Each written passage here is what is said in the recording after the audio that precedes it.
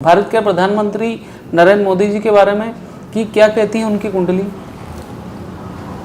जो देखो उनकी जन्म तारीख जो उपलब्ध है वो उसके हिसाब से 17 सितंबर 1950 की है। हाँ। और उनका वृश्चिक लग्न और वृश्चिक राशि का जन्म। अब वृश्चिक लग्न में बैठे हुए मंगल जो कि एक बहुत बड़ा महापुरुष योग बनाते हैं जिसको बोलते हैं हम रोचक योग। हाँ। ये बड़ा एक योग होता है और इस योग में जन्म लेने वाले योग बड़े ही तेजस्वी होते हैं। हाँ। बड़े ही प्रखर वक्ता होते हैं, ओजस्वी होते हैं, तो ये सारे गुण उनके अंदर मौजूद हैं। हाँ। अब हम यहाँ बात करते हैं तो उनकी पत्रिका के अंदर कुछ ग्रह ऐसे हैं जो कम काम कर रहे हैं या जो हल्के हैं या जिनके पास ऊर्जा का अभाव है। पर उन्होंने क्या करा है कि अब यदि हम उनकी पत्रिका में देखें तो वो षष्ठेश होकर के लग्न में बैठे हैं। मतलब आप यहाँ समझिए कि जितने लोग उनका विरोध करेंगे उतना ही उनका राजयोग बलवान होगा। इसलिए आपने कभी तक के जितने भी उनके खिलाफ जो भी आपने प्रदर्शन देखे होंगे उनने किसी भी रीजन से यदि किसी के सामने झुक भी गए हैं या वो कुछ भी किया है तो आपने देखा होगा कि अगले चुनाव में उन्होंने कुछ अच्छा ही प्रदर्शन करा है। तो ये क्या है कि जितने उनके विरोधी होंगे उतना ही उनका राजयोग बलवान होगा। अच्छा। ये उनकी एक बड़ी अच्छी विशेषता है।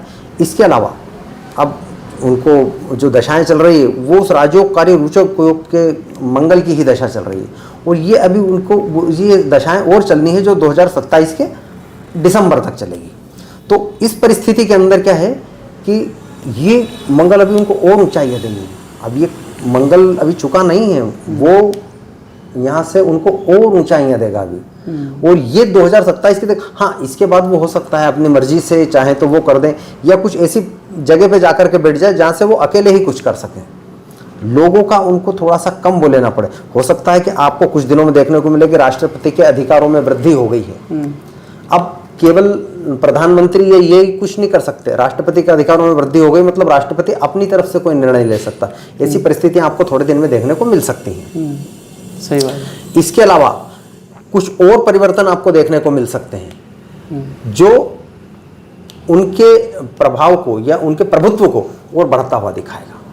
हाँ ये जरूर है कि उसके बाद उनको राहु की दशा लगेगी, लेकिन राहु खुद कूटनीतिज्ञ होते हैं तो वो आप यूं मान के चलिए कि वहां भी उनको राहु की दशा भी उनके लिए लाभकारी ही रहेगी। तो ये मोदी जी के लिए तो अभी टाइम उपयुक्त है, उत्तम भी है, योग भी अच्छे। हाँ कुछ ग्रहों की कमी है। तो यदि हम उनके ऊर्जा स्तर की बात करें तो ऊर्जा स्तर में उनके सारे ग्रह बराबर काम कर रहे हैं।